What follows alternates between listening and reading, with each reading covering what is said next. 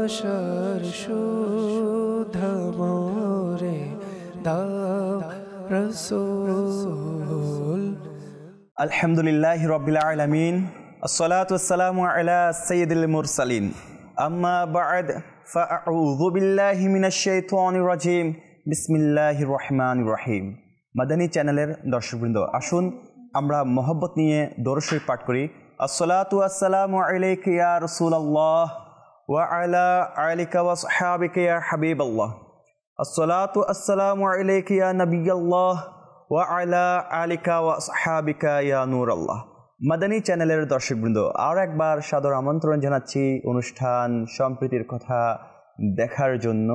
যে যেখান থেকে দেখছেন আমাদেরকে সবাইকে আমি অনুরোধ করব, আসুন ইনশাআল্লাহ আজ্জা ওয়া জাল ভালো ভালো নিয়ত করে নিই এবং অন্যকে দেখার সুযোগ করে দিই। সম্প্রীতির কথা বলতেই আমরা বুঝি যে ভালোবাসা, ভ্রাতৃত্ব এগুলো বজায় রেখে কিভাবে কাজ করা যায় সেই বিষয় নিয়ে আমরা কথা বলবো।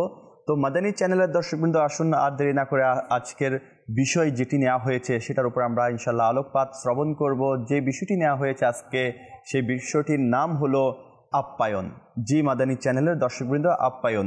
তো আপ্যায়নের মাধ্যমে আমরা কীভাবে একে অপরের সাথে সম্প্রীতি বজায় রাখতে পারি এবং একে অপরের সাথে একটি সুন্দর সম্পর্ক সৃষ্টি করতে পারি, সেই বিষয় নিয়ে ইনশাআল্লাহ আজ্জা ওয়া জাল আজকে আমাদের মাঝে আলোচনা করবে আপনাদের প্রিয় মুখ এবং পরিচিত মুখ, সবারই জানাশোনা।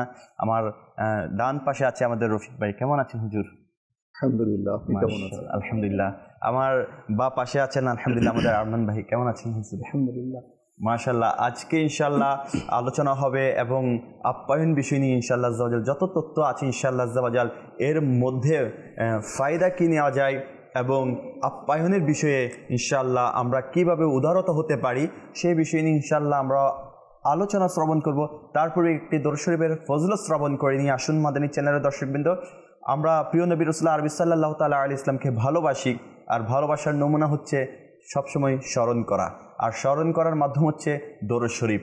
যে প্রিয় নবী রাসূলুল্লাহ আরবি সাল্লাল্লাহু তাআলা আলাইহি ইসলামের উপর দৈনিক সকালে 3 বার এবং সন্ধ্যায় 3 বার দরুদ শরীফ পাঠ করবে, আল্লাহ তাআলা ওই বান্দার উপরে এত খুশি হন যে আল্লাহ তাআলা ওই বান্দার ওই দিনের এবং রাতের গুনাহগুলো মাফ করে দেয়। তো সেজন্য আসুন আমরাও চেষ্টা করি ইনশাআল্লাহ আজ্জা ওয়া জাল। আমরা আলহামদুলিল্লাহ আশিক রাসূল, কিন্তু গুনাহগার বটে, আমরা গুনাহ করে ফেলি, আমাদের দ্বারা গুনাহ হয়ে যায়। তো আলহামদুলিল্লাহ আল্লাহ তাআলা আমাদেরকে একটি অপরচুনিটি দিয়েছে, সুযোগ দিয়েছে যে আমার নবী রাসূলুল্লাহ আরবি সাল্লাল্লাহু তাআলা আলাইহি ওয়াসাল্লামের উপর দরুদ শরীফ পাঠ করবেন তো গুনাহ মাফ হয়ে যাবে। তো ইনশাআল্লাহ আজ্জা ওয়া জাল মুহাব্বত সহকারে দরুদ শরীফ পাঠ করারও নিয়ত করে নিন। আসুন একবার আমরা এই অনুষ্ঠানের বরকতের জন্য দরুদ শরীফ পাঠ করি। সাল্লু আলাল হাবিব সাল্লাল্লাহু তাআলা আলা মুহাম্মদ সাল্লাল্লাহু তাআলা আলাইহি ওয়াসাল্লাম। মাদানী চ্যানেলের দর্শকবৃন্দ, আসুন ইনশাআল্লাহ আজ্জা ওয়া জাল একটি নাতে পাক সাল্লাল্লাহু তাআলা আলাইহি ওয়াসাল্লাম শ্রবণ করে নিজের অন্তরকে রিফ্রেশ করে দিই, মদিনার স্মরণে আগে নিজেকে বিভোর করে দিই ইনশাআল্লাহ আজ্জা ওয়া জাল। এরপর মদিনা ওয়ালার আপ্যায়ন নিয়ে শুনবো ইনশাআল্লাহ আজ্জা ওয়া জাল। এরপর ইনশাআল্লাহ আমরা বিষয়বস্তুর উপর আলোচনা শ্রবণ করব। জি আমাদেরকে একটি কালামে পাক শ্রবণ করিয়ে দিন। থাকবে না কেন হৃদয়ে ভালোবাসা নবীর, ভালোবাসা নবীর, জান্নাতে নিয়ে যাবে ভালোবাসা নবীর, ভালোবাসা নবীর। যাব আমি ওথা মোহে কাপে লার সাথীরা, যাব আমি ওথা মোহে কাপে লার সাথীরা,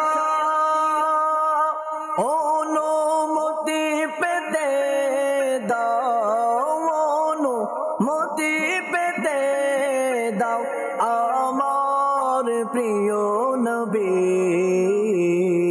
থাকবে না কেন হৃদয়ে ভালোবাসা নবীর, ভালোবাসা নবীর, জান্নাতে নিয়ে যাবে ভালোবাসা নবীর, ভালোবাসা নবীর। দিনের বিষয়ে প্রশ্ন প্রশ্ন যখন করবে ফেরেশতা দিনের বিষয়ে প্রশ্ন যখন করবে ফেরেশতা করি যেন তখন আমি করি যেন তখন আমি গুণগান প্রিয় নবী থাকবে না কেন হৃদয়ে ভালোবাসা নবীর ভালোবাসা নবী জান্নাতে নিয়ে যাবে ভালোবাসা নবীর ভালোবাসা নবী দেখিয়েছেন ডেকে মদিনায় আমার প্রিয় নবী দেখিয়েছেন ডেকে মদিনায় আমার প্রিয় নবী আমি অপাব শাফায়াত আমি অপাব শাফায়াত আমার প্রিয় নবী থাকবে না কেন হৃদয়ে ভালোবাসা নবীর ভালোবাসা নবী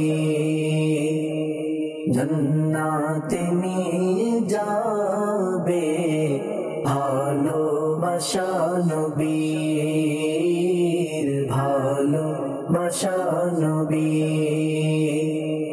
দাও না আজে রজনীতে খোদা নবীর দিদার দাও না আজে রজনীতে খোদা নবীর দিদার একবার হলেও আমায় একবার হলেও আমায় দাও দিদার প্রিয় নবী থাকবে না কেন হৃদয়ে ভালোবাসা নবীর ভালোবাসা নবী জান্নাতে নিয়ে যাবে ভালোবাসা নবীর ভালোবাসা নবী আলহামদুলিল্লাহ কালামে পাক আমরা শ্রবণ করেছি। তো মাদানী চ্যানেলের দর্শকবৃন্দ, মাদানী চ্যানেল আমাদেরকে আলহামদুলিল্লাহ ভালোবাসা শিখায়, নবীর প্রতি ভালোবাসা, আল্লাহ তাআলাকে পাওয়ার রাস্তা এবং বুজুর্গানে দিনকে অনুসরণ করার একটি মাধ্যম আমাদেরকে যেটি শিক্ষা দিচ্ছে সেটি হচ্ছে মাদানী চ্যানেল।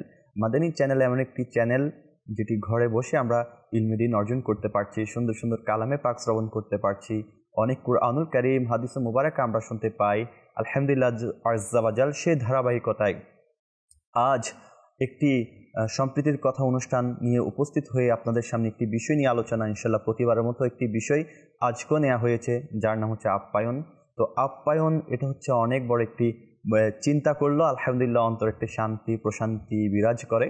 কেননা মানুষকে যখন ভালোবাসে তখন তার জন্য খরচ করা এবং তাকে আত্মীয়তা যেটি আছে সেটি বজায় রাখার চেষ্টা করে, আর এর মাধ্যমে একটি সুন্দর সম্পর্ক সৃষ্টি হয়।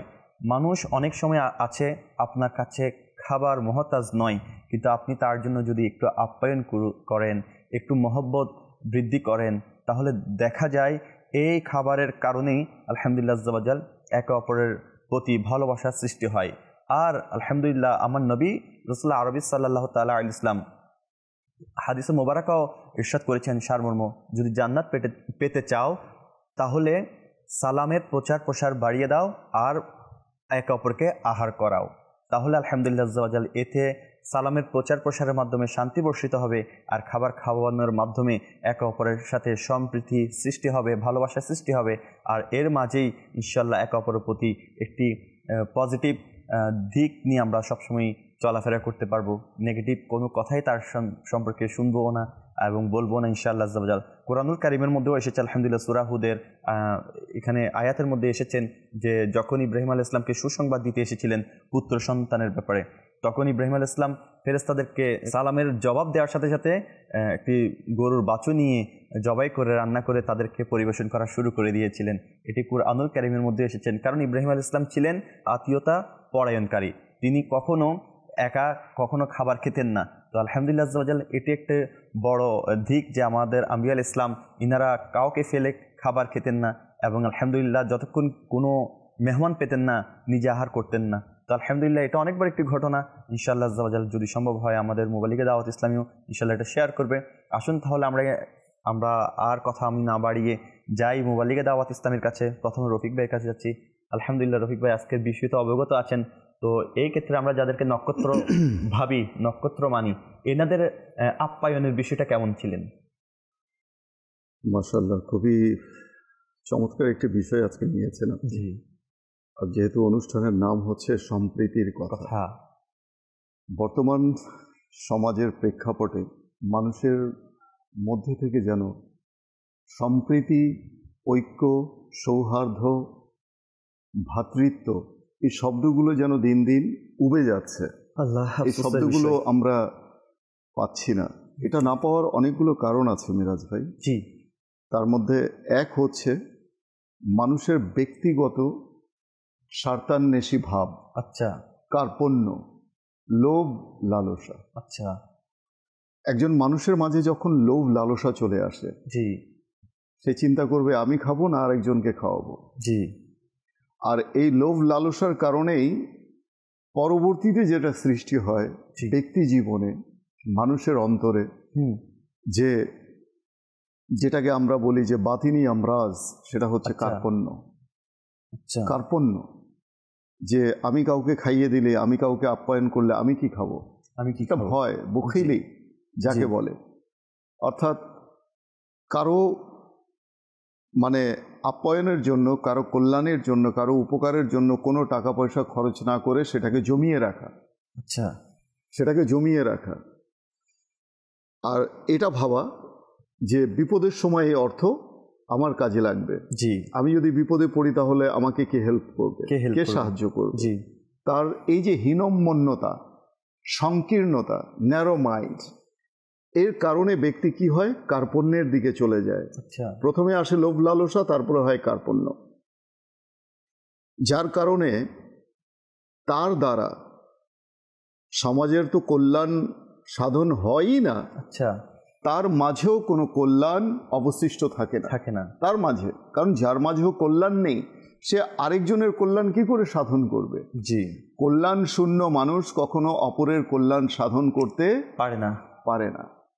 আচ্ছা, সমাজে আমরা দেখি অনেক সময় মিরাজ ভাই, কারণ বিভিন্ন মানুষের সাথে চলাফেরা আছে, যেহেতু একটা ফিল্ডে কাজ করতে হয়, মানুষদেরকে নিয়ে মানুষের মাঝে মিশে গিয়ে কাজ করতে হয়। জি, সেখানে দেখি অনেক সময় মানে most of the people they do not know how to entertain. আচ্ছা, কি করে আপ্যায়ন করতে হয় সেটাও জানে না।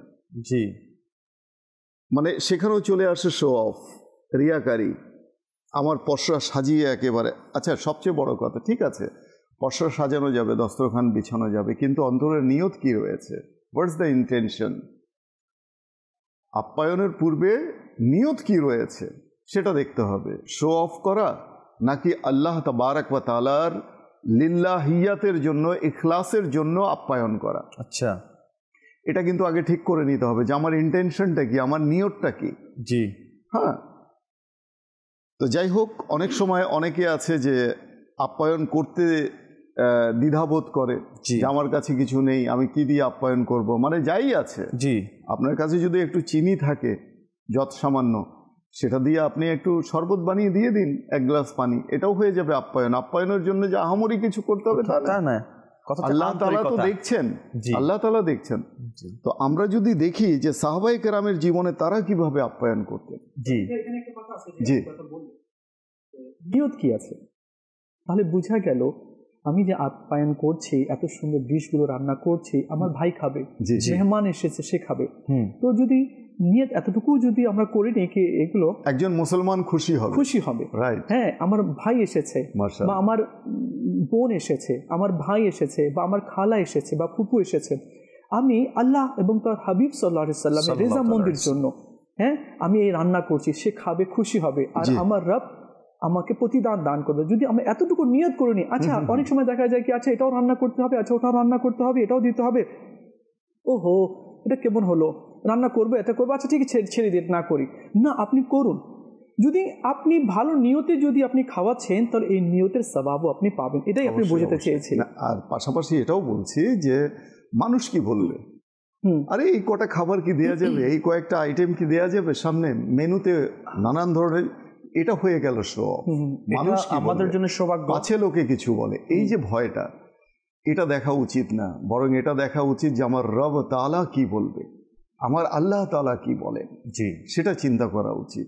তো সাহাবীদের ব্যাপারে যেটা বললেন আপনি, হাদিসেও এসেছে, আল্লাহ নবী সাল্লাল্লাহু আলাইহি ওয়াসাল্লাম ইরশাদ করেন, আসহাবিকান নুজুম ফাবিআইহিম ইক্তাদাইতুম ইহতাদাইতুম, যে তোমাদের মধ্যে যদি কেউ আমার যে কোনো একজন সাহাবীকেও যদি অনুকরণ করে তবে সে হেদায়েত পেয়ে যাবে। সুবহানাল্লাহ।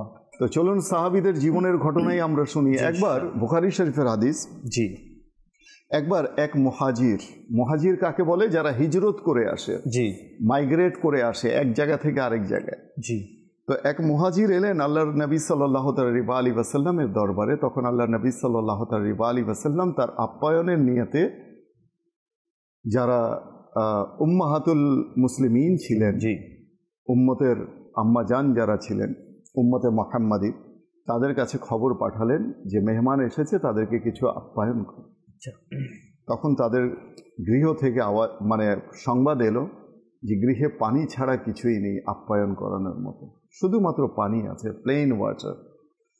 তখন আল্লাহ নবী সাল্লাল্লাহু আলাইহি ওয়াসাল্লাম উপস্থিত সাহাবীদেরকে ইরশাদ করলেন যে তোমাদের মধ্যে থেকে কারা আপ্যায়ন করাতে চাও, মেহমানদারি করতে চাও এই মুহাজিরের।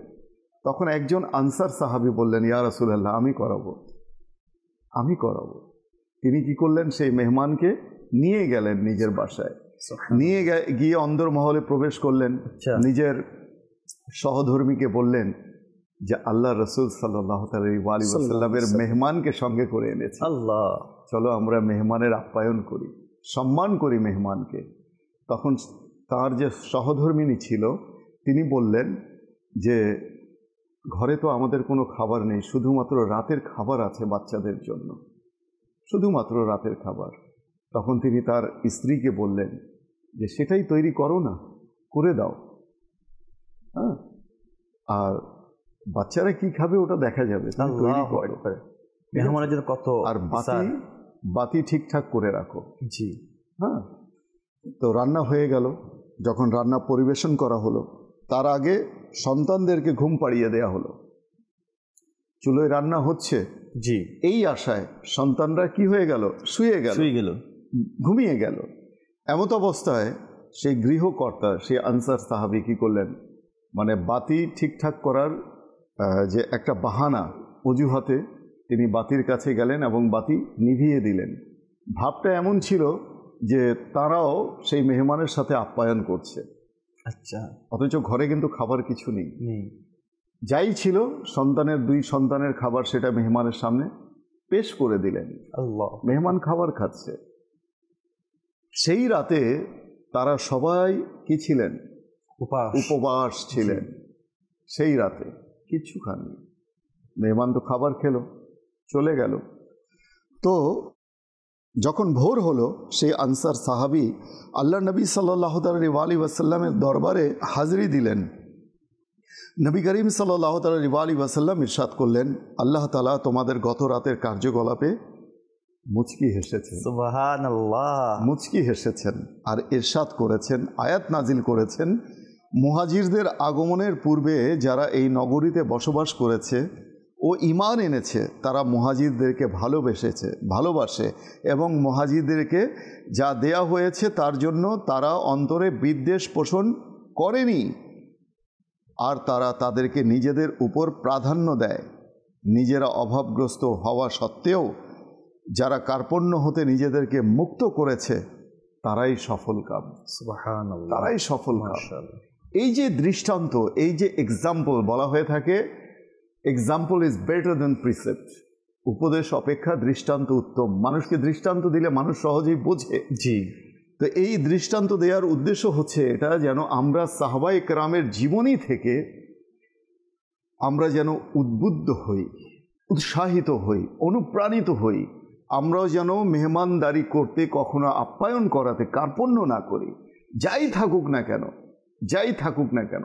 কেননা একজন মেহমান যখন আপনার গৃহে প্রবেশ করে, হাদিসে পাকে এসেছে যে অতিথি তার রিজিক নিয়ে আসে, অতিথি সুবহানাল্লাহ, রিজিক নিয়ে আসে, রিজিক নিয়ে আসে। জি। এবং যখন বিদায় নিয়ে যায় তখন সাহিবে খানার, অর্থাৎ যে মেজবান ছিল, জি, যে মেহমানের মেহমানদারি করিয়েছে, জি, তার গুনাহ ক্ষমার মাধ্যম হয়ে যায়, আল্লাহু আকবার, তার গুনাহগুলো ক্ষমা করিয়ে সে চলে যায়। সুবহানাল্লাহ। তো যেই মেহমান আসছে নিজের রিজিক নিয়ে আর বিদায় হয়ে যাচ্ছে আমার গুনাহ ক্ষমার মাধ্যম হয়ে, মাগফিরাতের মাধ্যম হয়ে, জি, সেই মেহমানকে আমি কি করে ভয় পাই? আল্লাহু আকবার, সুবহানাল্লাহ। মাদানী চ্যানেলের দর্শকবৃন্দ, রফিক ভাইয়ের মুখ থেকে আমরা খুব সুন্দর একটি হাদিসে মোবারকা শ্রবণ করেছি। আসলে দেখুন, বর্তমান প্রেক্ষাপট এমন দাঁড়িয়েছে, আলহামদুলিল্লাহ দাওয়াত ইসলামী আমাদেরকে নিয়তের ব্যাপারে উৎসাহ করছে, আলহামদুলিল্লাহ। অন্যথায় আমরা নিয়ত সম্পর্কে অনেকে অবগত ছিলাম না। আলহামদুলিল্লাহ বর্তমান প্রেক্ষাপটে আমি বলতে পারি আলহামদুলিল্লাহ গৌরব করে যে দাওয়াত ইসলামীর মাধ্যমে আমরা নিয়তের একটা সুফল পেয়েছি। তো সে ধারাবাহিকতায় আমরা নিয়ত কি জিনিস, জি, কিভাবে করতে হয় সেটাও আমরা জেনেছি দাওয়াতে ইসলামের বদৌলত। জি জি, আলহামদুলিল্লাহ। তো আসলে যখন আমরা মাদানী চ্যানেলের কথা বলি তখন বিভিন্ন ক্লাসিফিকেশন আমরা চিন্তা করি।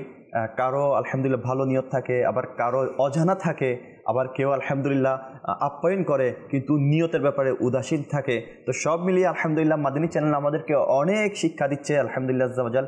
আবার ভালো মানুষের মাঝে খারাপ মানুষ বা কৃপণ মানুষ থাকে, আবার কৃপণ মানুষের মাঝেও আলহামদুলিল্লাহ দয়াবান মানুষ থাকে। তো সেই ধারাবাহিকতায় আলহামদুলিল্লাহ আপ্যায়নের ক্ষেত্রটাও এভাবে যে কেউ আলহামদুলিল্লাহ দয়া করে, কেউ আবার আপ্যায়ন করতে পছন্দ করে, কেউ আবার আল্লাহ তাআলার সন্তুষ্টির জন্য আপ্যায়ন করে। কারো যেমন আমরা রফিক ভাইয়ের কাছে যেটা শুনেছি যে যেটা ওনার ঘরের মধ্যে কোনো খাবার ছিল না কিন্তু তারা তাদেরকে আপ্যায়ন করেছেন এবং নিজেরাও উপবাস ছিলেন, আর আল্লাহ তাআলা যিনি সৃষ্টিকর্তা তিনি খুশি হয়ে গিয়েছেন। তো সেভাবে আমাদেরকে ইনশাআল্লাহ আজ্জা ওয়া জাল এভাবে নিয়ত রাখা চাই যে আমরা ইনশাআল্লাহ যা করব আল্লাহ তার রাসূলের সন্তুষ্টির জন্য করব। আর দেওয়ার মালিক তো আল্লাহ, আমরা কেন ভয় পাবো? যিনি আল্লাহ তাআলা আমাদেরকে এমন শিষ্টাচার শিখিয়ে দিয়েছেন আমার রাসূল সাল্লাল্লাহু তাআলা আলাইহি ওয়াসাল্লামের মাধ্যমে, তো ওই নিয়ম অনুসারে যদি আমরা চলি আমাদেরও বরকত হবে ইনশাআল্লাহ আজ্জা ওয়া জাল। আসুন আরও বিস্তারিত আরমান ভাইয়ের কাছে যাই ইনশাআল্লাহ আজ্জা ওয়া জাল, আরও আপ্যায়নের ব্যাপারে শুনি ইনশাআল্লাহ। মাশাআল্লাহ, আজকে টপিক খুব সুন্দর নেওয়া হয়েছে মাশাআল্লাহ, মেহমানদারির ব্যাপারে। জি, এটা অনেক বড়, এটা ইসলামের সৌন্দর্য। আবার আলহামদুলিল্লাহ মেহমানদারি করা এটা ইসলামের সৌন্দর্য রয়েছে। দেখুন নবী সাল্লাল্লাহু তাআলা আলাইহি ওয়া আলিহি ওয়াসাল্লাম মেহমানদারি করার জন্য তিনি তাকিদ দিয়েছেন, উৎসাহ প্রদান করেছেন। আলহামদুলিল্লাহ। আর এটা সর্বপ্রথম মানে দুনিয়াতে এই প্রথা মেহমানদারির যেটা চালু হয়েছে সেটা সর্বপ্রথম ইব্রাহিম আলাইহিস সালাম চালু করেছেন। সুবহানাল্লাহ। ইব্রাহিম আলাইহিস সালাম মেহমান ছাড়া খেতেন না। আল্লাহ, আচ্ছা, সকাল থেকে নিয়ে সন্ধ্যা পর্যন্ত তার ঘরের দরজা খোলা থাকতো। সুবহানাল্লাহ। কিছু কিছু রিওয়ায়েতে এসেছে 4টি দরজা তিনি করে রেখেছিলেন। আচ্ছা, সেগুলো রাতেও খোলা থাকতো। আর তিনি খাবার নিয়ে বসে থাকতেন, কখনো এই দরজা দিয়ে, কখনো ওই দরজা দিয়ে, এভাবে কখনো দূরে গিয়ে, বরং 1 মাইল পথ অতিক্রম করে মেহমান তিনি তালাশ করতেন। সুবহানাল্লাহ। মেহমান তালাশ করতেন এবং মেহমানকে খুঁজে নিয়ে বাড়িতে আনতেন এবং নিজের সঙ্গে তিনি খানা খেতেন। আল্লাহু আকবার। ইব্রাহিম আলাইহিসসালামকে আল্লাহ তাআলা খলিল বানিয়েছেন আর নিজের নৈকট্য দান করেছেন। সেই নৈকট্য দান করার একটি কারণ এটাও যে তিনি বেশি পরিমাণে মেহমানদারি করতেন। আর তিনি আপনি শুরুতে বলেছিলেন একবার ফেরেশতা আসলেন, তো মানুষের রূপ নিয়ে। তিনি মনে করলেন কি মানুষে হয়তো এসেছেন, তো হয়তো মানে ভেবেছিলেন কি কোথাও থেকে এসেছেন। তো তাড়াতাড়ি বাড়িতে গেলেন চুপি চুপি, আর বাড়িতে গিয়ে একটি গরু প্রাণী জব করলেন, রান্না করলেন আর খাবার পেশ করে দিলেন। আর অপেক্ষায় আছেন কি ইনারা খাবার শুরু করলে আমি খাবো, আচ্ছা, ইনাদের আগে আমি খাবো না। জি জি, কিন্তু ওনারা তো ফেরেশতা, ওনারা খানা খান না। তো ইব্রাহিম আলাইহিস সালাম এতই মেহমানকে তিনি সম্মান করতেন। আরেকটি রিওয়ায়াতের মধ্যে এসেছে কি ইব্রাহিম আলাইহিস সালামকে আল্লাহ তাআলা যে এত নৈকট্য দান করলেন সেটার কারণ এটা যে তিনি বেশি পরিমাণে মেহমানদারি করতেন। একবার বনু গিফার গোত্রের এক ব্যক্তি মেহমান হয়ে আমার নবী সাল্লাল্লাহু আলাইহি সাল্লামের বাড়িতে আসলেন। জি, তো আমার নবী সাল্লাল্লাহু আলাইহি সাল্লাম আগের দিনও না খেয়েছিলেন। আচ্ছা, কারণ বাড়িতে এমন কিছু ছিল না, না জব ছিল, না গম ছিল, না কোনো খাদ্যের কোনো কিছু এমন ছিল না। আমার নবী সাল্লাল্লাহু আলাইহি সাল্লাম অনাহারে ছিলেন। তো ওই ব্যক্তি এসে বললেন, ইয়া রাসূলুল্লাহ, আমি মেহমান হব। আমার নবী সাল্লাল্লাহু আলাইহি সাল্লাম খুশি হলেন। ঠিক আছে, তাহলে বাড়িতে শুধু ছাগলের দুধ ছিল। আমার নবী সাল্লাল্লাহু আলাইহি সাল্লাম বলেন, ঠিক আছে, এটাকে গরম করে নাও। বাড়িতে বললেন গরম করে দাও, মেহমান এসেছেন। তো মেহমানকে পরিবেশন করলেন, আপনি এটা খান। তো সে দুধ পান করতে লাগলো। আমার নবী সাল্লাল্লাহু আলাইহি ওয়াসাল্লাম বললেন, আরো বাকি আছে তো, আপনি আমার মেহমান, আপনাকে পেট ভরে খেতে হবে। সুবহানাল্লাহ, আপনি যদি খুশি হয়ে যান তো আমার রব খুশি হয়ে যাবে। আল্লাহু আকবার। তো আমার নবী সাল্লাল্লাহু আলাইহি ওয়াসাল্লাম সেই ব্যক্তিকে পেট ভরে দুধ পান করে দিলেন, অথচ নবী সাল্লাল্লাহু আলাইহি ওয়াসাল্লাম নিজে অনাহারে ছিলেন। আল্লাহু আকবার। একটি হাদিসে পাক রয়েছে, মাদিনা চ্যানেল দর্শকবৃন্দ আপনারা খুশি হয়ে যাবেন শুনলে, বাস্তবিকই মেহমান যখন আসে তো নিজের সাথে নিজের রিজিক নিয়ে আসে। আরেকটি রিওয়ায়াতের মধ্যে আছে কি মেহমান যখন খেতে বসে আর তাদের জন্য যখন দস্তরখানা বিছিয়ে দেওয়া হয়, যতক্ষণ পর্যন্ত দস্তরখান কাপড় বিছানো থাকে, ফেরেশতারা ওই মেজবানের জন্য এবং তার পরিবারের জন্য রহমতের দোয়া করতে থাকে। সুবহানাল্লাহ। আচ্ছা, ফেরেশতারা দোয়া করছে, ভাই ঠিক আছে, একজন মেহমান আসলো, আমার আত্মীয়ের মধ্যে কি আসলো, কেউ প্রতিবেশীর মধ্যে চলে আসলো, আমার মন চাইলো তাকে আমি খাওয়ালাম, তাকে বসিয়ে দিলাম, দস্তরখান বিছিয়ে দিলাম, বাড়িতে যা আছে। আচ্ছা, এখানে রফিক ভাই একটা কথা বলেছিলেন কি, না এটা না দিলে কেমন হয়, আমার সম্মান থাকবে না, মান থাকবে না। আচ্ছা, তাহলে আপনি যে এটা করছেন তাহলে নিজেকে শো করার জন্য, দেখানোর জন্য না, দেখানোর জন্য না, এটা হবে না। আল্লাহ আপনাকে যাই দিয়েছে, নুন ভাত দিয়েছে, পন্তা ভাত দিয়েছে, একটা বিস্কিট দিয়েছে, বা আমাদের গ্রাম অঞ্চলে চলে গেলে আমরা দেখি যে মুড়ি দেয়, মুড়ি গুড় বা চিরা গুড় দেয়। আলহামদুলিল্লাহ, যা আপনার কাছে আছে আপনি রবকে, আল্লাহকে সন্তুষ্ট করার জন্য পেশ করে দিলেন। কখনো এটা করবেন না কি, না এটা দেওয়া হলো না, এটা দিলে ভালো হবে, একটা আমার নাম হবে, বাড়িতে গিয়ে করবে। ঠিক আছে, যেটা অন্য কথা আছে, কিন্তু নিয়ত করে নেন কি আমি ভালো থেকে ভালো খাওয়াবো, যাতে করে আল্লাহর বান্দা, আমার নবীর উম্মতি, আমার আত্মীয় যাতে খুশি হয়ে যায়, আমি তাকে যাতে রাজি করতে পারি। আমি যদি তাকে রাজি করি তো আল্লাহ আমার প্রতি রাজি হয়ে যায়। এটা হচ্ছে মুদ্রার একটা পিঠ, আপনি যেটা বললেন। অন অ্যান আদার হ্যান্ড আমরা যদি দেখি, সেটা হচ্ছে যারা মেহমান হয়ে যায় তারা কিন্তু অনেক সময় খাবারের দোষ ত্রুটি অন্বেষণ করে। এই বিষয়টিও আমাদেরকে একটু নোটিস করতে হবে। আমরা যারা মেহমান হয়ে যারা যাচ্ছি, খাবারে একটু লবণ কম হলো, কিংবা একটু তরকারিতে ঝাল বেশি হলো, কিংবা ভাতটা একটু নরম হয়ে গেল, তো অনেক সময় ওখানেই বলে বসে, আহা, ভাতটা যদি একটু শক্ত হতো আরও ভালো হতো, তরকারিতে যদি আরেকটু লবণ দেওয়া হতো তাহলে আরও ভালো হতো। যাক, সমস্যা নেই, তাছাড়া চলবে। এই যে বিষয়গুলো, এগুলো কিন্তু যারা এন্টারটেইন করে, যারা মেজবান, যারা অতিথি পরায়ণ, যারা অতিথি সেবক, যারা, তাদের অন্তরে কিন্তু আঘাত লাগে। যে যাই কিছুই খাওয়া কারমান, ভাই আপনিও আমার সাথে এই বিষয়ে মতৈক্য পোষণ করবেন। তা হচ্ছে এই যে মানুষ, আমরা যে রয়েছি, মানুষ কিন্তু বড়ই অকৃতজ্ঞ। কিন্তু সূরা হজের 66 নম্বর আয়াতে আল্লাহ তাআলা ইরশাদ করছেন, ইন্নাল ইনসানা লাকাফুর, মানুষ বড়ই অকৃতজ্ঞ। আপনি দেখবেন একজন মানুষকে আপনি সারা মাস তাকে আপনি খাওয়ালেন, 29 দিন আপনি তাকে খাওয়ালেন, তাকে আপ্যায়ন করলেন, একদিন যদি আপনার আপ্যায়নের ত্রুটি হয়, সে কিন্তু বলে বেড়াবে যে আমাকে আজকে যত্ন নেয়নি, আমাকে দেখতে পারে না, ওর হৃদয়ে আমার ভালোবাসা উঠে গেছে, আমাকে দেখতে পারছে না। হাদিসে মোবারকে এসেছে, আল্লাহ নবী ইরশাদ করেন, মান লাম ইয়াশকুরিন নাস লাম ইয়াশকুরিল্লাহ, যে মানুষের শুকরিয়া আদায় করতে পারলো না, সে আল্লাহ তাআলারও শুকরিয়া আদায় করতে পারে না। তো কাজেই আমাদেরকে কৃতজ্ঞতা প্রকাশ করতে হবে। আর একজন মানুষকে তার সামনে তারই পরিবেশিত খাবার দোষ ত্রুটি অন্বেষণ করে আপনি কি বোঝাতে চান? আপনি এটাই বোঝাতে চাচ্ছেন যে আপনি কি ফুড টেস্টের জন্য আপনাকে দেওয়া হয়েছে, রিভিউ দেওয়ার জন্য? আপনি কি ফুড ব্লগার? না, আপনাকে মেহমানদারি করানো হচ্ছে, আপনি মেহমান। সুতরাং আপনার কোনো অধিকার নেই একজন মেজবানের হৃদয়কে আপনি ছিন্ন বিচ্ছিন্ন করে দিবেন আপনার কথার আঘাতে। এখানে আরেকটি কথা আছে রফিক ভাই, যখন মেহমান আসে তো হাদিসে পাকের মধ্যে কি বলা হয়েছে, যখন খাবার পরিবেশন করা হবে, আপনি করলেন আমাকে, আমি আপনাকে করলাম, মেহমান আসলো, তো এই ক্ষেত্রে আল্লাহ নবী সাল্লাল্লাহু আলাইহি ওয়াসাল্লাম কি বলেছেন? আল্লাহ নবী সাল্লাল্লাহু আলাইহি ওয়াসাল্লাম ইরশাদ করেছেন, তুমি যখন মেহমান হয়ে কারো বাড়িতে যাও তো সেখানে খাবারের দোষ ত্রুটি তালাশ করিও না, দোষ ত্রুটি তালাশ করিও না, যে কথা আপনি বলেছেন। তো যদি আমাদের এই হাদিসটি যদি মনে থাকতো বা যদি আমি পড়তাম তো হয়তো বা আমরা এরকম করতাম না। এখন আমরা জেনে গিয়েছি মাদিনী চ্যানেলের মাধ্যমে। তো আচ্ছা, এখানে আরেকটি কথা আছে। মনে করেন কি আমি রফিক ভাই বাড়িতে গেলাম, জি, রফিক ভাই খুশি হলো কি আরমান ভাই এসেছে, তো বাড়িতে বলে দিল কি বাড়িতে যা আছে যতগুলো খাবার আছে তো একটু ছোট ছোট একটু আইটেম করে তুমি রান্না করো, ঠিক আছে, করলো, আমরা সামনে পেশ করে দিল, না না না আমি তো মাছ খাই না। এখন চিন্তা করেন কি মাছ রান্না করতে, মাছ ক্রয় করে আনতে কত কষ্ট। আচ্ছা, যে রান্না করে না বাড়িতে, যে রান্না করে, কারো ওয়াইফ রান্না করছে, কারো মা রান্না করছে, শ্রম রয়েছে, তো মানে এত বড় হৃদয় নিয়ে আর ভালোবাসা নিয়ে, হ্যাঁ এত ভালোবাসা নিয়ে সে বলে কি আমি তো 40 বছর ধরে 50 বছর ধরে রান্না করছি, আমার 50 বছরের অভিজ্ঞতা সে পুরো সেখানে লাগিয়ে দেয় যাতে A1 যাতে রান্না হয়। ওকে, ঠিক আছে, মাছ এখন বা বেগুন কিছু রাখলো বা অন্য কিছু রাখলো, তো বলে দিল সবার সামনে, আমি তো এটা খাই না, এটা কেন, এটা আমি পছন্দ করি। আরে ভাই, পছন্দ করেন না, ওকে ঠিক আছে, আপনি এটা খাবেন না, ঠিক আছে, কিন্তু এটা মনের ভিতরে রাখেন, ও তো এত কষ্ট করে রান্না করলো। যখন এই শব্দটা আমি বললাম, রফিক ভাই আমি এই বেগুন ভাজা খাই না, আপনি আপনি কি এটা রান্না করলেন, আমি তো বাড়িতেও রান্না করতে দিই না, আমি এভাবে বলে। এখন আমার আওয়াজটা এত দূর গেল কি রফিক ভাই থেকে বাড়িতে পৌঁছে গেল। এখন যে রান্না করলো, সকাল থেকে সন্ধ্যা পর্যন্ত রান্না করলো, তার অন্তরে কি হবে, তাই না?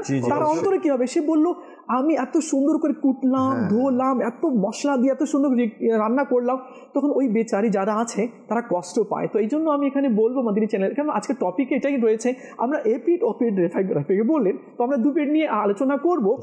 তো আমরা যেখানে যাই তো যেটা ভালো লাগবে আমরা খেয়ে নিব, যদি বেশি মশলা হয় তো আমরা বলবো না, হাত গুটিয়ে নিব।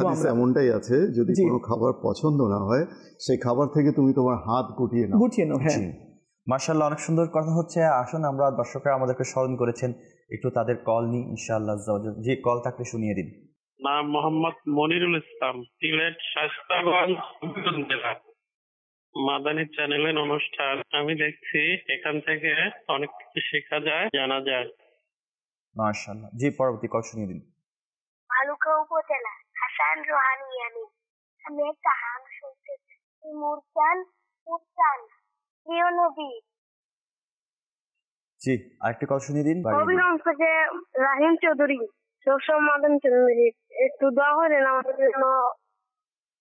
ইনশাআল্লাহ, সবাই দোয়া চাইতেছে, আলহামদুলিল্লাহ সিজনাল ফ্লো চলতেছে, তো আল্লাহ তাআলা সবাইকে শিফায়ে কামিলা আজরা দান করুক। আর মাদানী চ্যানেল দেখে যাদের ভালো লাগছে, আমিও আন্তরিকভাবে আপনাদেরকে আনন্দ প্রকাশ করছি, আলহামদুলিল্লাহ আজ্জাওয়াজাল, আপনাদের দেখে ভালো লাগছে, আর আমাদের বসে আলহামদুলিল্লাহ আমাদেরও ভালো লাগছে, আমরাও নেকি অর্জন করতে পারছি। কথা চলছে, আলহামদুলিল্লাহ চলতে থাকবে। আসুন একটি কালামে পাক শ্রবণ করি, ইনশাল্লাহ এরপরে আমরা বিস্তারিত আরো ইনশাল্লাহ আলোচনা নিয়ে সামনের দিকে অগ্রসর হব। একটি কালামে পাক শ্রবণ করিয়ে দিন। ইয়া রাসূলুল্লাহ,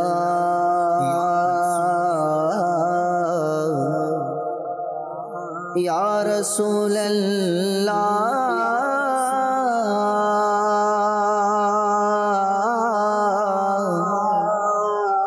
ইয়া রাসূলুল্লাহ, এ মন উদাস আমার, যেতে প্রিয় নবীর শহর। এ মন উদাস আমার, যেতে প্রিয় নবীর শহর। কোন দিন ফুরায় জানি এ অদমে আশার প্রহর। মক্কার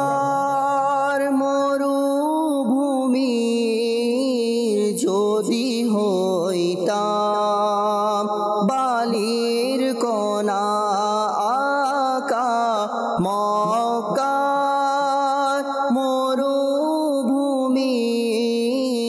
যদি হইতাম বালির কণা চলতেন মরু রবি কবুত সে বালির উপর চলতেন মরু রবি কবুত সে বালির উপর সোনা শ্যামা যেতে প্রিয় নবীর দিন ফুরায় জানি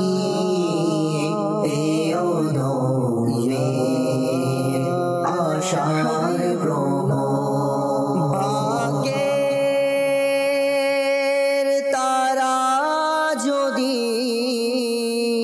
কবু চমকে উঠে আমার আকা ভাগ্যের তারা যদি কবু চমকে উঠে আমার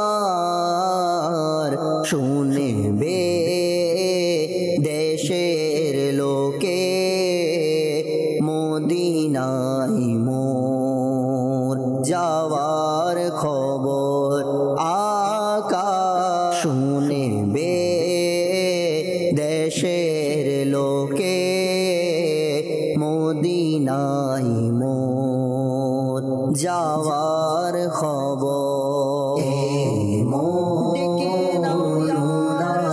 শ্যামা যেতে প্রিয় নবীর দিন ফুরায় জানি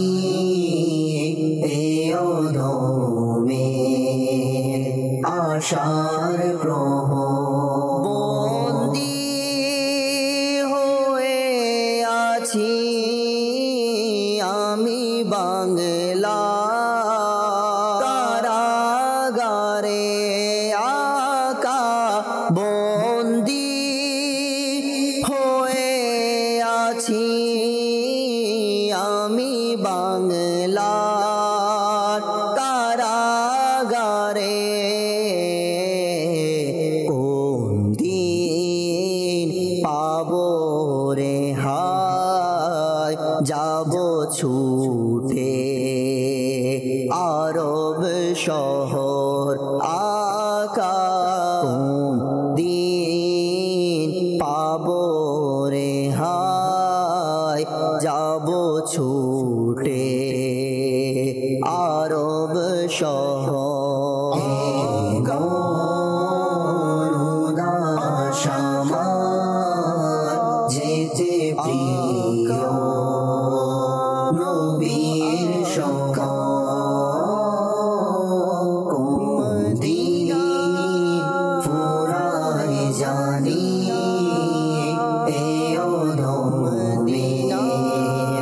আশার রব নবীর দয়ায় তাহার সুবাস মাখা হাওয়ায় রব নবীর দয়ায় তাহার সুবাস মাখা হাওয়ায়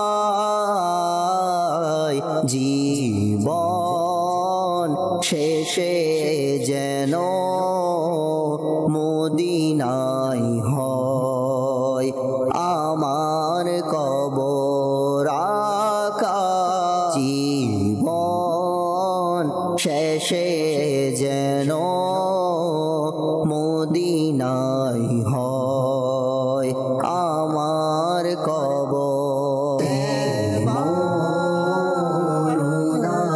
শ্যামা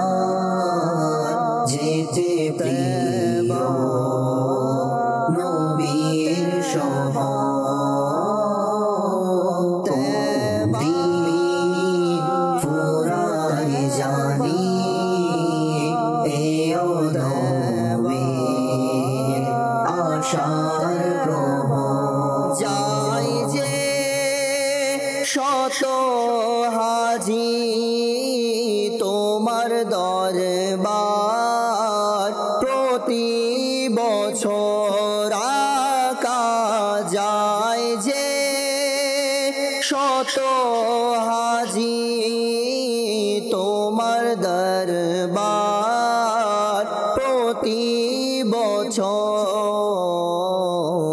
মন চায় আমরাও যাই পেতে তোমার কৃপার নজর আকা মন চায় আমরাও যাই পেতে তোমার কৃপার নজর শ্যামা যেতে প্রিয় নবীর সভা কোনদিন ফুরায় জানি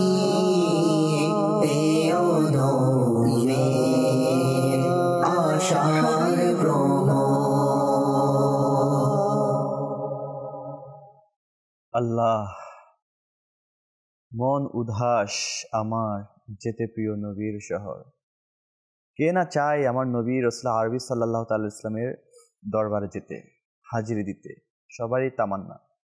যাদের তামান্না বেশি তারা পৌঁছাবে তাড়াতাড়ি ইনশাআল্লাহ। তামান্না করতে থাকুন আর আল্লাহ তাআলা পথ বের করে দিবে। কথা চলছিল আপ্যায়ন নিয়ে। মাদানী চ্যানেলের দর্শকবৃন্দ, অনেক সময় দেখি কোনো বাড়িতে মেহমান গিয়েছে, তার আর্থিক অবস্থা হয়তো মেহমানের জানা নেই, যা দিয়েছে তা দেখে মেহমান অনেক সময় চোখ এমনভাবে তাকিয়ে থাকে যেন তাকে অপমান করা হয়েছে। তো এগুলো অনেক সময় আমাদের চারদিকে দেখা যায়। আবার এটাও দেখা যায় যে রফিক ভাই, ইনশাআল্লাহ আপনার কাছে জানতে চাই, অনেক গরিব হলে ধনীরা গরিবের বাসায় যেতে চায় না, মেহমানদারি মানে সেটাকে অ্যাকসেপ্ট করে না বা গেলেও খেতে চায় না। তো এতে কি গরিবদের, যারা একটু মধ্যবিত্ত বা নিম্ন মধ্যবিত্ত, তাদের অন্তর্কুশি হয় নাকি নারাজ হয়? এই ক্ষেত্রে কি বলবেন? না জি, উপরন্তু তারা অনেক ব্যথিত হয়, কষ্ট পায়। জি। আর যে যাচ্ছে না সে কেন যাচ্ছে না, এর মধ্যেও দুটো কারণ। এটা দেখতে হবে, কারণ ঢালাওভাবে তো আর বলা যাবে না। এটাও দেখতে হবে যে ব্যক্তি যাচ্ছে না সে কেন যাচ্ছে না। জি।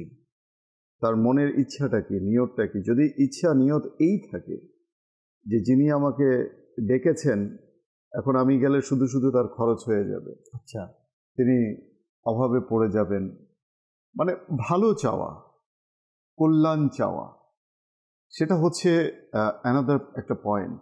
ঠিক আছে?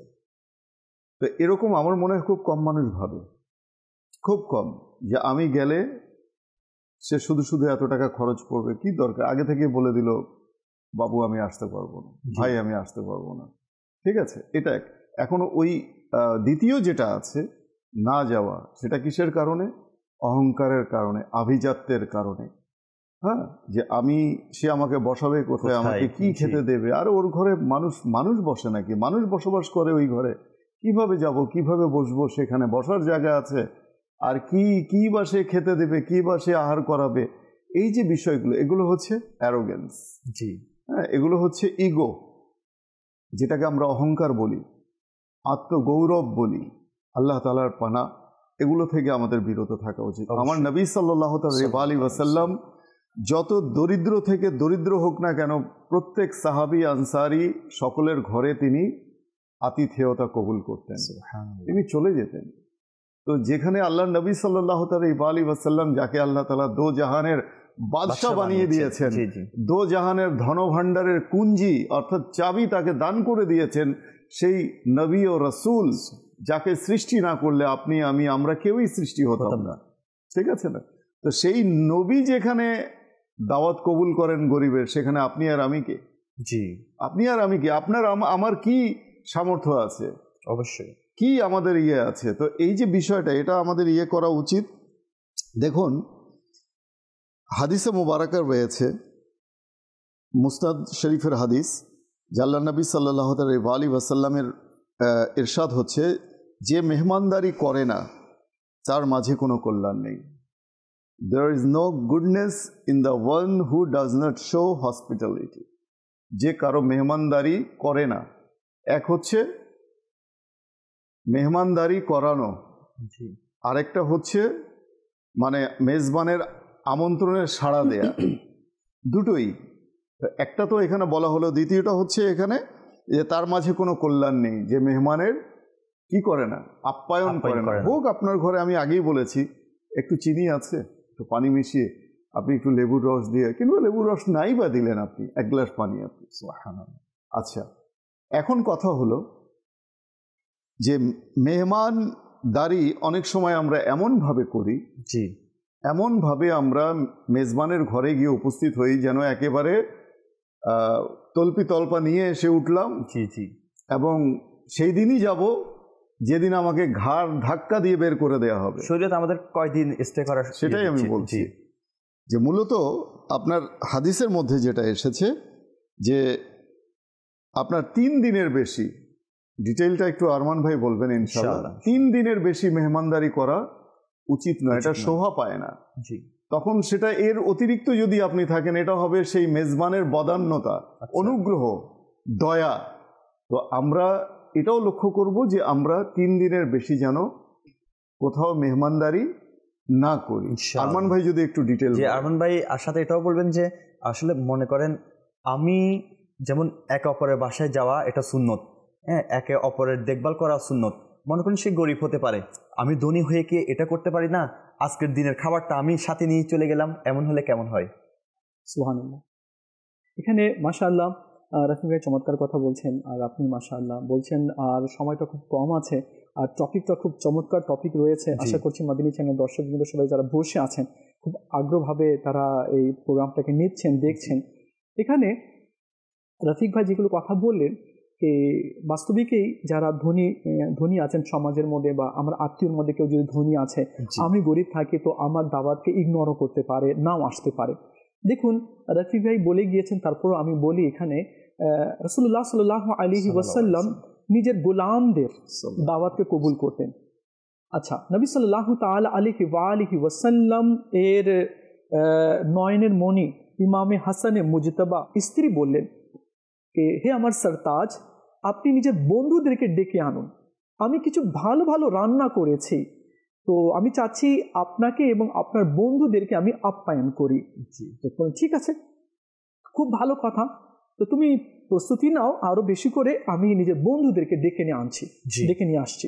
তিনি গেলেন এবং মিসকিনদেরকে, যারা গরিব ছিল, আচ্ছা ওই জামানায় পুরো আরবের মধ্যে হাসানে মুজতবা শান সবাই বুঝতো।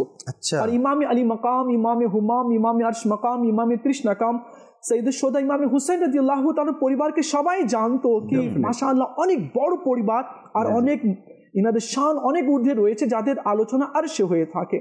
তো হাসানে মুজতবা রাদিয়াল্লাহু তাআলা আনহু ঘর থেকে বের হলেন, আর মিসকিনদেরকে, ফকিরদেরকে নিজের ঘরে নিয়ে আসলেন। আল্লাহ। তো উনার স্ত্রী বলেন, ইনারা আপনার বন্ধু? বলে, হ্যাঁ, ইনারা আমার বন্ধু, আজকে আমি আমার বন্ধুদের সাথে খানা খাবো, তো তুমি খাবারগুলো পেশ করো। খাবারগুলো পেশ করা হলো, তাদেরকে খানা খাওয়ালেন, এরপরে তাদেরকে কাপড় উপহার দিলেন। তো হাসানে মুজতবার স্ত্রী বলেন, আমি নিজের হাত দিয়ে আতর তৈরি করেছি। আল্লাহ। গোলাপ ফুলে বা অন্যান্য ঈদে আতর বানানো হতো, বললো কি আমি নিজের হাত দিয়ে তৈরি করেছি, আমি আপনাকে গিফট করব বলে। তুমি যদি অনুমতি দাও তো আমার বন্ধুদেরকে গিফট করে দিই।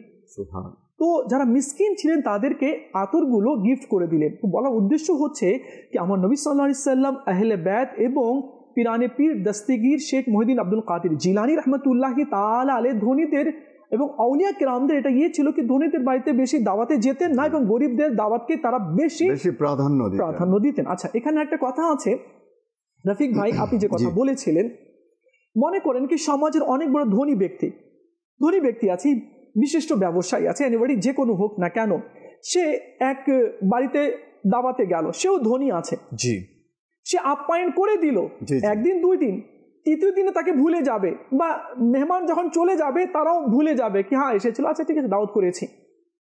একজন বিশিষ্ট ব্যবসায়ী একজন ব্যবসায়ী বাড়িতে গেল, এর সাথে গেল, 10টার মধ্যে খেয়ে চলে আসলো, এতটুকুই শেষ। ও ভুলে যাবে, মেজবান সেও ভুলে যাবে। কিন্তু যদি কোনো বিশিষ্ট ব্যবসায়ী বা ধনী যদি কোনো গরিবের বাড়িতে যায়, তো সে একদিন নয় বরং সারা জীবন মনে রাখবে, অমুক আমার বস, আমার স্যার এসেছিল, আরে অনেক এসেছিল। তো ওনার আলোচনা ডে বাই ডে প্রত্যেক দিন হতেই থাকবে। তো এই জন্য আমরা যাতে কাউকে ইগনোর না করি, আমরা দেখি যেমন ইমাম আহমদ রাজা খান রহমতুল্লাহি তাআলা আলাইহি, ইনিও গরিবদের বাড়িতে দাওয়াত গ্রহণ করতেন এবং ইলিয়াস আতার কাদরি দামাত বারাকাতুহুল আলিয়াকেও দেখা গিয়েছে গরিবদের দাওয়াত গ্রহণ করতেন, আলহামদুলিল্লাহ। নাম্বার 1। নাম্বার 2 হচ্ছে কি, রফিক ভাই বলে গেলেন যে অনেক সময় দেখা যায় কি সবাইকে নিয়ে আসে। এখন আমি যে সবাইকে নিয়ে যাচ্ছি, A to Z পরিবারের সবাইকে নিয়ে যাচ্ছি রফিক ভাইয়ের বাড়িতে, এখন আমাকে দেখে নিতে হবে কি আমি কয় ওয়াক্ত সেখানে স্টে করব। হ্যাঁ, মানে জোহর পর্যন্ত বা মাগরিব পর্যন্ত বা একদিন বা 2 দিন, কতদিন পর্যন্ত আমি স্টে করবো, এটাও আমাকে দেখে নিতে হবে। আল্লাহ নবী সাল্লাল্লাহু আলাইহি ওয়াসাল্লাম ইরশাদ করলেন যে ব্যক্তি পরকালের উপর ঈমান রাখে তো সে যেন মেহমানের সম্মান করে আর মেহমানের হক আদায় করে। জি। তো সাহাবা কেরাম আলী মুরিদুমান আরজ করলেন, ইয়া রাসূলুল্লাহ সাল্লাল্লাহু আলাইহি ওয়াসাল্লাম, মেহমানের হক বলতে কি? আমার নবী সাল্লাল্লাহু আলাইহি ওয়াসাল্লাম বললেন কি 1 রাত অথবা 3 দিন 3 রাত যাতে সেখানে স্টে করে, এরপরে সেটা সাদকা হবে। মেজবান কি হলো? সাদকা এটা করছে। আচ্ছা, এটা হচ্ছে বুখারী শরীফের হাদিস এবং মুসলিম শরীফের হাদিসের মধ্যে রয়েছে আল্লাহ নবী সাল্লাল্লাহু তাআলা আলাইহি ওয়াসাল্লাম ইরশাদ করেন, কোনো মুসলমানের জন্য বৈধ হবে না যে সে তার ভাইয়ের কাছে এত বেশি অবস্থান করে যা তাকে গুনাহগার বানিয়ে দেয়। মুসলিম শরীফ হাদিস। কারণ এটা হচ্ছে মেজবানের জন্য কষ্টদায়ক একটা বিষয়, কষ্টদায়ক মানে যাতে গুনাহগার বানিয়ে না দেয়। তো সাহাবা কেরাম বললেন, ইয়া রাসূলুল্লাহ সাল্লাল্লাহু আলাইহি ওয়াসাল্লাম, গুনাহগার বানিয়ে দেওয়া মানে কি তাকে সে অবস্থান করছে, সে খাওয়াচ্ছে, এরপর তার কাছে আর কিছু নেই, কিছু তার কাছে নেই। তো যাতে মেজবানকে গুনাহগার বানানো না হয়। অনেক সময় দেখা যায় কি, আচ্ছা কিছু মেহমান আসে কারো বাড়িতে, তো ডিমান্ড করে, দেখো না আজকে যদি এটা রান্না হয় তো ভালো হবে, আচ্ছা এটা রান্না করো না, এটা রান্না করো না, এটা রান্না করো না। সবার কথা বলছি না আমি, কিছু কিছু আছে তো তার ডিমান্ড করে, কিন্তু ওই বেচারার কাছে এত টাকা আছে কি না। আচ্ছা এটাও দেখা গিয়েছে কি সে বাকি নিয়ে এসেছে, গোস্তের দোকান থেকে, মাছের দোকান থেকে বাকি নিয়ে এসেছে, ভাই জানিস আজকে না মেহমান এসেছে, তো একটু দে না, আমি আগামী মাসে তোকে দিয়ে দিব, ঠিক আছে। তো বাকি নিয়ে আসে, এখন যে এসেছে পুরো A to Z সবাইকে নিয়ে এসেছে, তো তারও উচিত হবে কি আমাকে এখানে কতদিন থাকতে হবে? 1 দিন। আমার তো মনে হয় কি বেশি যদি ঘনিষ্ঠ কেউ যদি হয় তো কমসে কম 1 দিন থেকে যায়, তারপরে মানে এটাকে আমরা একটু এভাবে বলতে পারি যে বৃষ্টি হচ্ছে রহমত, বৃষ্টি রহমত, নিঃসন্দেহে রহমত। আচ্ছা, সেই বৃষ্টি কতক্ষণ পর্যন্ত রহমত? যতক্ষণ পর্যন্ত আমাদের জন্য কষ্টের কারণ না হয়। যখন প্লাবন হয়ে যাবে, প্লাবিত হয়ে যাবে, এরিয়া পুরা প্লাবিত হয়ে যাবে, ঘরে পানি ঢুকে যাবে, তখন কিন্তু সেই বৃষ্টির পানিকে কিন্তু আমরা রহমত বলবো না, তখন সেই বৃষ্টির পানিটা কিন্তু জাহমত হয়ে যাবে, কষ্টের কারণ। তো মেহমান 3 দিন পর্যন্ত এই জন্যই করা হয়েছে হাদিসে পাকে, যেন সে মেজবানের উপর কষ্টের কারণ না হয়ে যায়। এখানে দেখা যায় সপ্তাহ পর্যন্ত থাকে, পরে যখন চলে যায় আল্লাহ, হ্যাঁ আরমান ভাই এখানে মানে খুব ইয়ে করে। জি, মেহমান তো মেহমানই, হ্যাঁ, কিন্তু বর্তমান প্রেক্ষাপটে মেহমান থেকে বেশি যখন বাসায় আপন বোন আসে তখন ভাবিদের মুখে এই কথা শোনা হয় যে 1 দিন থেকে 2 দিন যায় নাই, আবার চলে আসে বাপের বাড়িতে। এমন অনেক নজির আমাদের মধ্যে এখন ঘটে। বিশেষ করে বোনরা আসলে সেটি অনেক সময় ভাইয়ের ওয়াইফরা সহ্য করতে পারে না বা এটাকে সুন্দর চোখে দেখে না। তো সেই ক্ষেত্রে আসলে কি করা উচিত? দেখুন, বোনকে তো রহমত বলা হয়েছে, মেয়ে এটা রহমত রয়েছে, আর যে মেয়ে যে বোন এসেছে এটা তো আসলে তারই বাড়ি। জি, এটা তারই বাড়ি আছে। এখন যদি বাবা মারা যায় তো প্রপার্টির হক এর রয়েছে, আখানা রয়েছে, এর 100% এর এখানে অধিকার রয়েছে অবশ্যই। হ্যাঁ, তো মানে এখানে মাইনাস প্লাস প্লাস মাইনাস করে আমাকে দেখে নিতে হবে, দুই ক্ষেত্রে দেখে নিতে হবে আমাদেরকে। ঠিক আছে, আমার বোন এসেছে তো ভাইয়ের উচিত কিনা আমার বোন এসেছে, ঠিক আছে, সমস্যা নেই, ওর বাড়ি এটা, ও আসবে, কেন আসবে না? তো একটু আমরা যত্ন নিই। আর আল্লাহ নবী সাল্লাল্লাহু তাআলা আলাইহি ওয়াসাল্লাম বোনের যত্ন নেওয়ার জন্য আদেশ করেছে।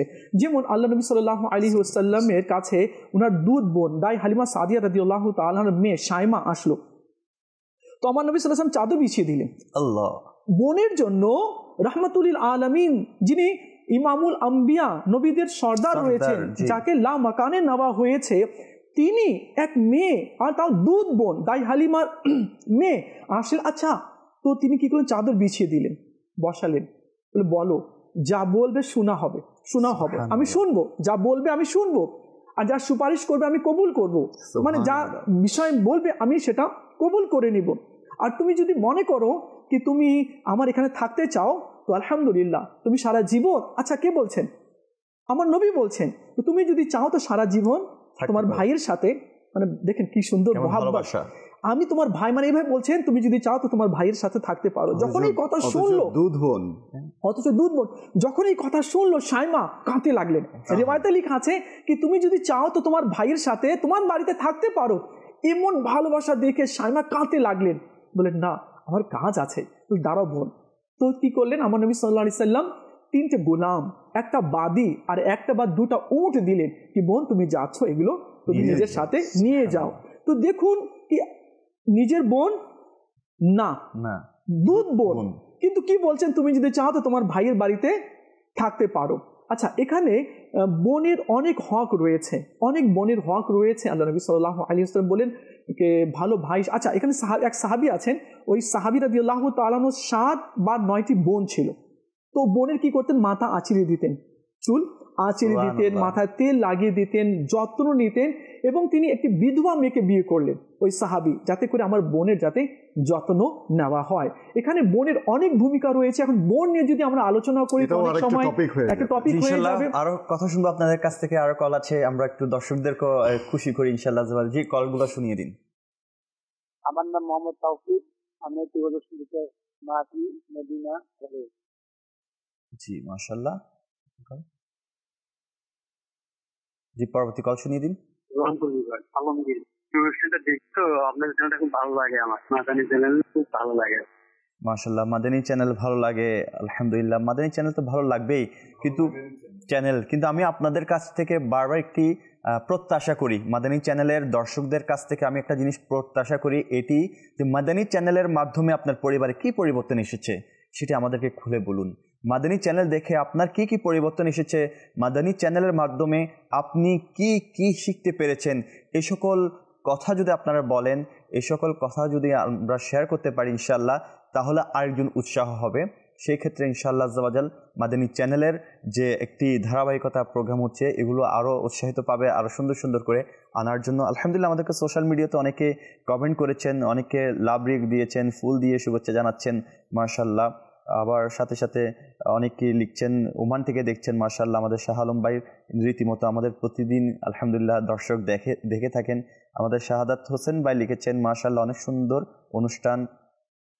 আবু সাইদ ভাই লিখেছেন, মাশাআল্লাহ খুব সুন্দর বিষয়, কুমিল্লা বুড়িচং থেকে সাথে আছি আলহামদুলিল্লাহ, মাশাআল্লাহ। রফিক ভাই, আরমান ভাই, মদিনা মদিনা, মাশাআল্লাহ আজ্জা ওয়া জাল। এরপরে আরও অনেকে লিখছেন, উৎসাহ প্রদানও করছেন। জুনাইদ ভাই লিখেছেন, মাশাআল্লাহ অনুষ্ঠান খুব সুন্দর হচ্ছে, পটিয়া চট্টগ্রাম থেকে দেখছি, মাশাআল্লাহ আলহামদুলিল্লাহ, সুবহানাল্লাহ।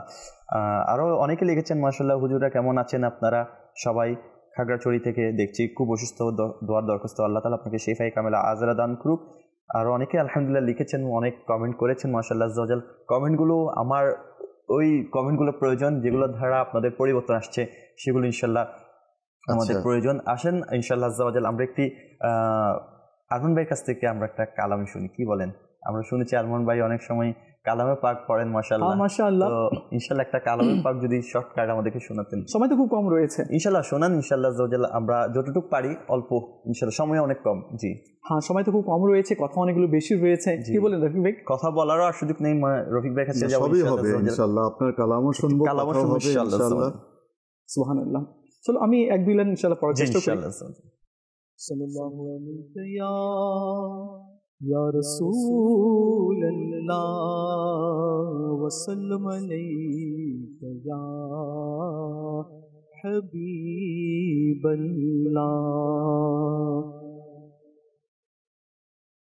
স্বপ্ন এখন আমার একটাই, দেখব সোনার মদিনা আল্লাহ।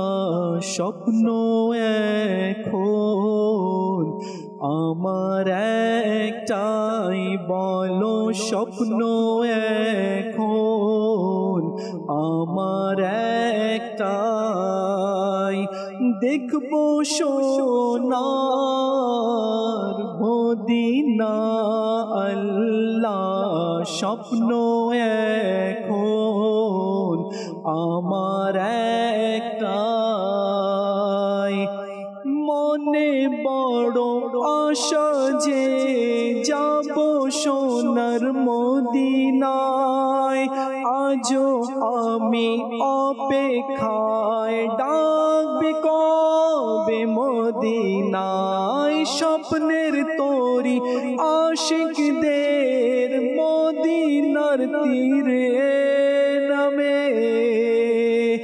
আমার নৌকা আজও যে ঘাট পড়ে আছে। স্বপ্ন এখন আমার একটাই, দেখব সোনার মদিনা আল্লাহ। স্বপ্ন এখন আমার একটাই। মাশাআল্লাহ, সুবহানাল্লাহ। আমরা আমাদের সুরালো কণ্ঠে একটি কালামে পাক শ্রবণ করেছি। আল্লাহ তাআলা আলহামদুলিল্লাহ প্রত্যেক আশিকের রসুল আলহামদুলিল্লাহ নাত খা, সবাই চেষ্টা করে নাতে পাক শ্রবণ করার এবং পরিবেশন করার, সবারই আলহামদুলিল্লাহ। জি, কণ্ঠের যেখানে সম্পর্ক আছে। জি, দেখুন প্রত্যেক আশিকের রসুলই নাত খা, সুর কণ্ঠ যেমনই থাকুক, কিন্তু অন্তরে যদি ইখলাস না থাকে, অন্তরে যদি ইশকে রাসূল না থাকে, তাহলে সেই পাঠ দিয়ে কি করব? এটা আমি একটা জিনিস দেখেছি, একবার একজন স্টেজে নাত পড়ছিলেন, হ্যাঁ, আর একজন সুরাকার যিনি দর্শক ছিলেন তিনি দাঁড়িয়ে কান্না করছিলেন। তো এমনভাবে কান্না করছেন, কান্নার কারণ জানতে চেয়েছেন, বলে আপনি নাত পড়ছেন আর আমি রাসূল সাল্লাল্লাহু আলাইহি ওয়াসাল্লামের দিদার পেয়ে যাচ্ছি। হ্যাঁ, তাহলে দেখা যাচ্ছে নাত পরিবেশনকারী আর নাচ শ্রবণকারী দুজনের ইখলাস এমন থাকা দরকার। জানি না নাচ শুনতে শুনতে রসুলের দিদার হয়ে যেতে পারে, আবার পরিবেশনকারীরও দিদার হয়ে যেতে পারে। আলহামদুলিল্লাহ, এখানে কথা বলছিলাম আপ্যায়নের বিষয়ে, বোন আসার ব্যাপারেও কথা বলছিলাম। আসলে দেখুন, বোন আসলে আমরা অনেকে চিন্তা করি জাগার জন্য চলে এসেছে, সম্পত্তি নেওয়ার জন্য চলে এসেছে, কেন এসেছে, ভাই আস্তে করে ঘর থেকে বের হয়ে যায়। তো এমনটা না করা উচিত। রফিক ভাই, যে আলহামদুলিল্লাহ আপ্যায়ন নিয়ে কথা বলছিলাম, তো আপনি আরো অনেক গৃহে মানুষ উপার্জন করার পরও দেখা যায় যে বরকতহীনতা দেখা যায়, বরকত শূন্যতা দেখা দেয়। হ্যাঁ, তো এর মধ্যে ইবনে মাজাহ শরীফের একটি হাদিস রয়েছে যে মেহমানদারির ফজিলত সম্পর্কে হযরত আব্দুল্লাহ ইবনে আব্বাস রাদিয়াল্লাহু তাআলা আনহু থেকে বর্ণিত। তিনি বলেন, রাসূলুল্লাহ সাল্লাল্লাহু আলাইহি ওয়া আলিহি ওয়াসাল্লাম ইরশাদ করেন, যে ঘরে মেহমানদারির লক্ষ্যে উটের কুঁজের মাংস কাটার উদ্দেশ্যে ছুরি দ্রুত অগ্রসর হয়, সে গৃহে বরকত তার চেয়েও দ্রুত প্রবেশ করে। সুবহানাল্লাহ, দ্রুত বরকত চলে আসে। তো যে কোনো মেহমানকে কখনো খাটো করে দেখতে নেই, মেহমানকে কখনো বোঝা মনে করতে নেই যে এই যে আবার চলে আসলো। আমি তো আগেই বলেছি হাদিসে মুবারকে যে মেহমান যখন আসে তার রিজিক নিয়ে আসে, তার রিজিক সঙ্গে করে নিয়ে আসে। হাদিসে পাকের মধ্যে রয়েছে কি দুনিয়া সৃষ্টি হওয়ার আগে মানুষকে যখন আল্লাহ সৃষ্টি করলেন, তার রূহকে আলামে আরওয়াতে রাখলেন, তো আল্লাহ তাআলা তখনই দুনিয়াতে পাঠানোর আগেই আল্লাহ তাআলা রিজিক তার জন্য নির্ধারণ করে দিয়েছেন। এখানে একটা কথা আছে রফিক ভাই, আমার মনে হয় কি এই টপিকের একটু আলোচনা হলে ভালো হবে। মনে করুন কি একটা গরিব বাড়িতে বিয়ে হচ্ছে, এখন তার শখ এই মহল্লাতেই আমি বড় হলাম, আমার বিয়ে হলো, আমার মেয়ে হলো, এখন গ্রামবাসীকে দাওয়াত না দিলে কেমন হয়? বেচারা অনেক কষ্ট করে, ঋণ করে, জমি বিক্রি করে, ভাই থেকে নিয়ে, বোন থেকে নিয়ে একটু আয়োজন করলো। চলো ঠিক আছে, আয়োজন করলো, কিছু লোকে দাওয়াত করলো, বরাতিও আসলো, মেয়ের পক্ষ থেকেও আসলো। আচ্ছা, যখন রান্না হয়ে যায়, যখন খাবার পরিবেশন করা হয়, তো কিছু লোক এমনভাবে খাবারের উপরে ভেঙে পড়ে যেভাবে আক্রমণ, হামলা করো। হ্যাঁ, তো যেমন যুদ্ধের ময়দানে যায়, হামলা করে, হ্যাঁ, আক্রমণ হোক, হামলা হোক, ঠিক কিছু লোক, সবার কথা বলছি না, কিছু লোক আছে একেবারে খাবারের মধ্যে এমনভাবে ভেঙে পড়ে, এইভাবে শুরু করে দেয় কি জীবনে মনে হয় মানে জীবনে মানে লাস্ট এটা খাওয়া রয়েছে। আমি একটা দাওয়াতে গেলাম, রংপুরে একটা দাওয়াতে গেলাম আমি। তো প্রথম টিপ হয় না কি, প্রথম টিপ হলো, সেকেন্ড টিপ, হ্যাঁ, দ্বিতীয় টিপ চলছে খাওয়া। তো প্রথম টিপেই নাকি সব মাংস শেষ হয়ে গেল। আচ্ছা, এখন সে আমাকে বলছে, আরমান ভাই জানেন কি হলো? আরে কি হয়েছে? সব বস্তুই শেষ হয়ে গেছে। মানুষ তো মুরগি খাইনি, অন্য কিছু খাইনি, একেবারে শেষ হয়ে গেলে এখন কি করি বুঝতে পারছি না আমি। তো দেখুন আমাদের বাড়িতে আমরা মনে করেন কি ফ্যামিলির মধ্যে 8 জন, একটু বলছি আমি 8 জন আছি বা আমরা 4 জন আছি ফ্যামিলিতে। আমি কি করলাম, হাফ কেজি গোস্ত নিয়ে আসলাম, ঠিক আছে। এটা কি আবার কি করি আমরা 2 টাইম আমরা চলাই, 2 টাইম, ঠিক আছে। দেখো একটু আলু বেশি করে দিয়ে দিও, ঝোল বেশি করে দিয়ে দিও, যাতে করে একটু আমরা এখন খেয়ে নিব, রাত্রেও ঝোল দিয়ে একটু করে আমরা খেয়ে নিব, ওকে ঠিক আছে। ছোটো ছোটো টুকরা, যদি হাড় থাকে ভালো মতো করে চুষে চুষে একেবারে কামড় টামড় দিয়ে খেয়ে নিই, ঠিক আছে। হ্যাঁ ঠিক আছে, হাফ কেজি গোস্ত আমরা 2 বেলা আমরা 4 জন মিলে খেয়ে নিলাম। কিন্তু যখনই দাওয়াত পড়ে, যখনই দাওয়াতে পড়ে তখন কি হয়, তখন কি হয় কি, তখন তো হাড়ের মধ্যে গোস্ত লাগা থাকে, সেগুলো ভালো মতো চাবায় না, চুষে নেয় না, তারপরে তার পাশে এতগুলো জমা থাকে, গোস্ত লাগা থাকে।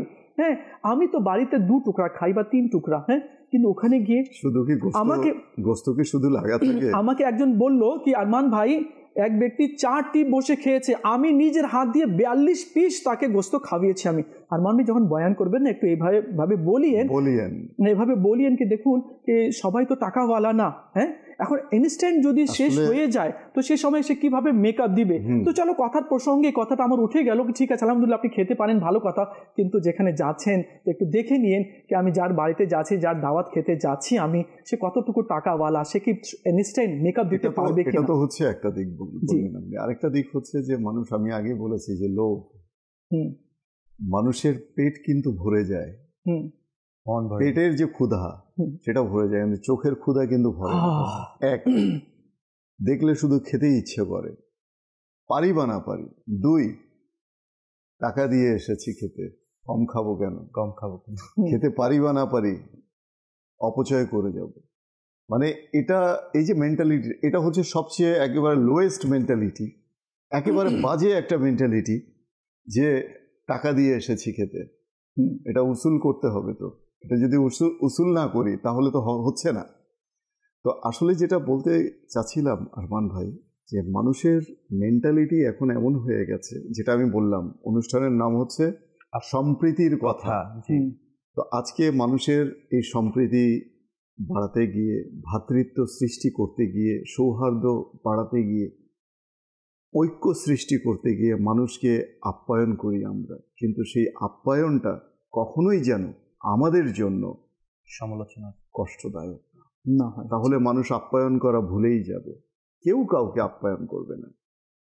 আল্লাহ তাআলা আমাদেরকে বোঝাতে। মাশাআল্লাহ, সুবহানাল্লাহ। দেখুন আলা হযরতের একটি উক্তি, একটি ঘটনা আমি আপনাদের সামনে উপস্থাপন করে শেষ করব ইনশাআল্লাহ আযজা ওয়া জাল।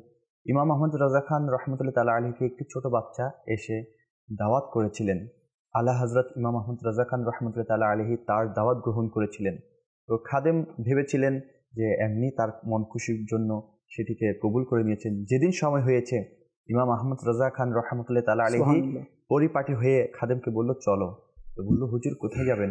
বললো না, আমাকে ওই শিশুটা, বাচ্চাটা আমাকে দাওয়াত দিয়েছিল। বললো আপনি সত্যি যাবেন? বলছে অবশ্যই, আমি তাকে কথা দিয়েছি। বাচ্চা ছোট হলো, আল্লাহ হযরত ছোট বাচ্চাদেরও কেমন কথা দিয়ে কথা রাখছেন, এই ঘটনা থেকে আমরা সেটা বুঝতে পারছি। সাথে গিয়েছেন, হাত ধুয়েছেন, খাবার খাবে। তখন খাদেম বলল হুজুর আপনি আসলে কি খাবেন? আর একটা বাচ্চার কথায় আপনি চলে যাচ্ছেন। জি, তো আদৌ মানে সে তার বাসায় দাওয়াতের আয়োজন আছে কিনা, না সে মানে আছে না, একটা বাচ্চার কথার উপর নির্ভর না করা। জি জি জি। এরপরে গেল, আচ্ছা বাচ্চার কথা ধরে চলে গেল, এদিকে আপ্যায়নও করার জন্য বসে গেল। তখন বলতে লাগলো এই ঘরের যিনি কর্তা তিনি ঢোল টাবলা বাজিয়ে উপার্জন করে। তো আলা হযরত ইমাম আহমদ রাজা খান রহমতুল্লাহ আলাইহি বলল যে আমাকে এই কথাটি পরে বলতে পারলে না। মানে আফসোস করতে লাগলো যে আমি এই বাচ্চাটাকে এখন কি ইয়া করব। সেই বাচ্চা আমাকে কত বড় আবদার করে আমাকে দাওয়াত দিয়েছে, অনেক বড় মন নিয়ে আশা নিয়ে আমাকে দাওয়াত করেছে, তুমি কি এই কথাটি আমাকে পরে বলতে পারতে না? তো এটা হচ্ছে একটা ওনার মন রক্ষা করা, মন রক্ষা করার জন্য। পরবর্তীতে ভিতর থেকে আওয়াজ আসলো যে না হুজুর, আমি এটা আমার হালালভাবে সঞ্চয় করার টাকা দিয়ে আপনার জন্য আমি আয়োজন করেছি, আমি জানি আপনি হালাল ছাড়া কোনো কিছু আহার করেন না। তো আল্লাহ হযরত সেদিন সেই মেহমানদারি গ্রহণ করেছেন এবং আপ্যায়নও করার সৌভাগ্য পেয়েছে, তারা করেছেন। তো আমি এখান থেকে এটা বলবো যে দেখেন, যে আপনাকে দাওয়াত দেয় না কেন আন্তরিকতার সাথে গ্রহণ করুন এবং দাওয়াতকে কখনো অবহেলা করবেন না। আর দাওয়াত দিয়েছে বলেই আমি যা ইচ্ছা তা খেয়ে অপচয় করব, সেটাও মনোভাব আমাদের না থাকায় ভালো। যতটুকু খেতে পারবো ততটুকু খাবো, চিন্তা করব পরিবারের লোকজনের জন্য কে আছে কিনা, সেটাও ইনশাআল্লাহ চিন্তা করব, যাতে করে অপচয় না হয়। অপচয় শয়তানের বড় ভাই বলা হয়েছে।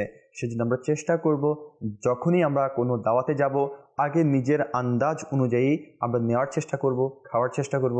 এরপর ইনশাআল্লাহ যদি আরও খেতে পারি অবশ্যই নিব, কিন্তু এমন করব না যে খেতে নিব আর নষ্ট হয়ে যাবে, কেউ খেতে পারবে না। তো আল্লাহ তাআলা আমাদেরকে বোঝার তৌফিক নসিব করুক, আর আমাদের প্রত্যেককে আপ্যায়ন করা এবং এর ব্যাপারে উদারতা হওয়ার তৌফিক নসিব করুক।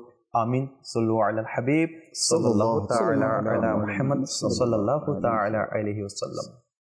ভালোবাসার সুধা মোরে দাও রাসূল।